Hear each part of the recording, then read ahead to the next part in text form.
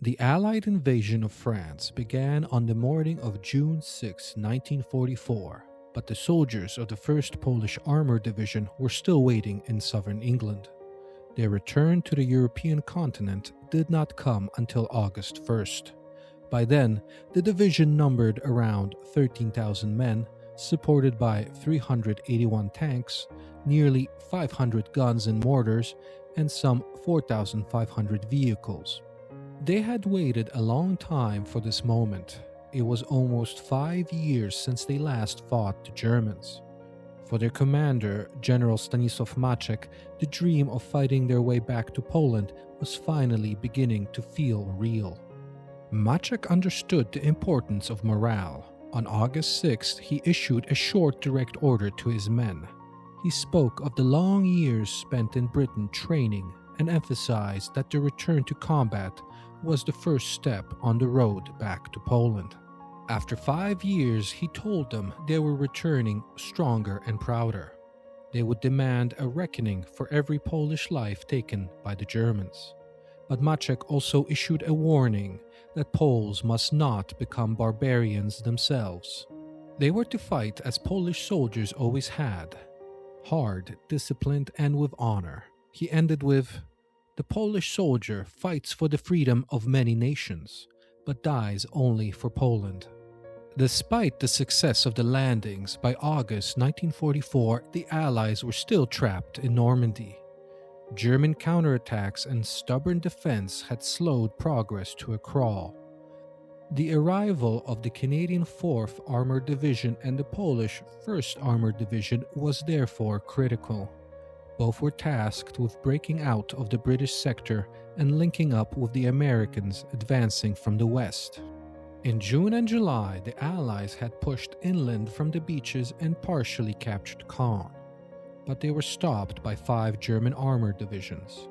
To the west, even after capturing St. Lo, American forces struggled to advance.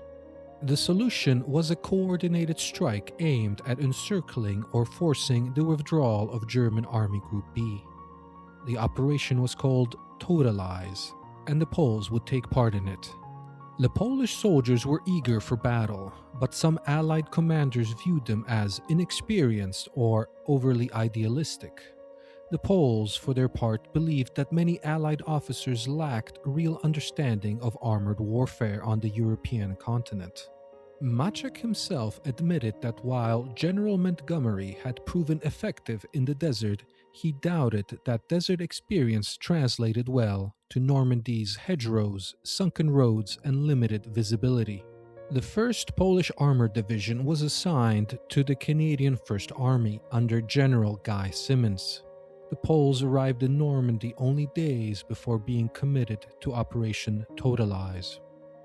Simonds met Maczek and his staff just once on August 4th, shortly before the attack. British liaison officers were used to prevent misunderstandings, but Simonds quickly realized that the Poles were different from the Canadian and British units he had previously commanded. The problem was not only language, but doctrine. Maczek, a modern armored commander, considered Simonds' tactics too restrictive. On the eve of the operation, Maczek formally protested the plan assigned to his division. The proposed attack corridor was barely 1,000 yards wide, far too narrow for effective tank maneuvers. This offered the Germans a perfect opportunity to concentrate artillery fire. Other Polish officers shared these concerns. Montgomery intended to attack northeast from Caen, striking the flank of the German 7th Army and linking up with the American forces. Canadian and Scottish infantry divisions were to break the initial German defenses, clearing the way for the Canadian 4th and Polish 1st Armoured Divisions. The Poles were to advance on the outer left flank, the Canadians on the inner right, along the Caen-Falaise road. In principle, the plan made sense. In detail, it was dangerous.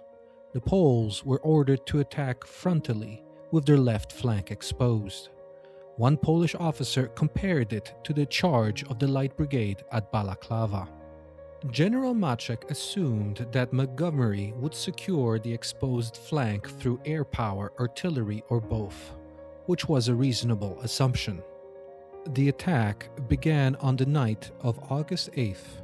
Infantry advanced first, achieving near total surprise. They penetrated almost 4 kilometers with minimal losses, reaching the main German defensive line. The assault was preceded by a massive bombardment. By dawn, key villages had been taken. Isolated German pockets remained, but armored forces were now ordered forward. For the Polish division, daylight brought harsh lessons. Delays, intelligence failures, and unexpected German reinforcements turned the operation into a brutal trial by fire. Polish tank crews quickly learned the hard reality of fighting Panthers and Tigers with Shermans and Cromwells. To destroy a German heavy tank often required flanking it under fire. One Polish officer later remarked that the Sherman's greatest advantage was not its firepower or armor, but the fact that there were always more of them. Yet these losses were not meaningless. The division adapted and cooperation between tanks, infantry, and artillery became tighter. Attacks were conducted on broader fronts. Polish fire, especially mortar fire, was described as heavy and accurate. German supply problems worsened. Morale among German infantry collapsed, even as SS units fought to the end. Between August 8th and 12th, the 1st Polish Armoured Division paid in blood for its education in Normandy. But these lessons learned through this trial by fire would soon be applied on the road to Falaise and beyond.